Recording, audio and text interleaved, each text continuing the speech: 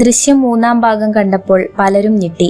മലയാളികൾ ഓമനിച്ച ഹലോ കുട്ടിച്ചാത്തനിലെ വർഷ ഇത്രയും കാലം എവിടെയായിരുന്നു? സിനിമയിൽ അവസരങ്ങൾ വന്നിട്ടും എന്തുകൊണ്ട് ശ്രദ്ധാ ഗോകുൽ മാറി നിന്നു? സ്റ്റെതസ്കോപ്പും പിടിച്ച് താരം മടങ്ങിയെത്തിയ ആ യാത്ര കേവലം ഒരു സിനിമയല്ല, അതിനപ്പുറം വലിയൊരു ലക്ഷ്യത്തിലേക്കുള്ളതായിരുന്നു. എന്തായിരുന്നു ആ ലക്ഷ്യമെന്ന് അറിയാമോ? കൊച്ചി സ്വദേശിനിയായ ശ്രദ്ധ വളരെ ചെറുപ്പത്തിൽ തന്നെ കലാരംഗത്ത് സജീവമായിരുന്നു.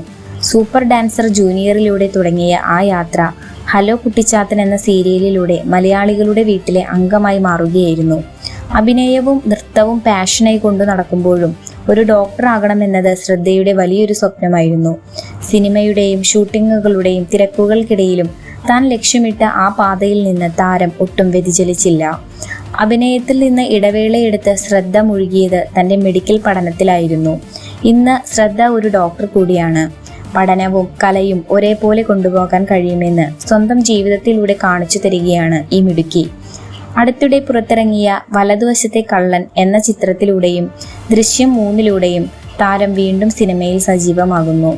സിനിമയ്ക്കും സ്റ്റെതസ്കോപ്പിനുമിടയിൽ ശ്രദ്ധ കാണിക്കുന്ന ഈ അച്ചടക്കം ശരിക്കും വലിയൊരു ഇൻസ്പിറേഷനാണ്. സിനിമയും മെഡിക്കൽ രംഗത്തും ഒരുപോലെ തിളങ്ങുന്ന ശ്രദ്ധാ ഗോകുലിൻ്റെ ഈ ജീവിതയാത്ര നിങ്ങളെ അത്ഭുതപ്പെടുത്തിയോ? ഇത്തരം താരങ്ങളുടെ വിശേഷങ്ങൾക്കായി നമ്മുടെ ചാനൽ സബ്സ്ക്രൈബ് ചെയ്യുക.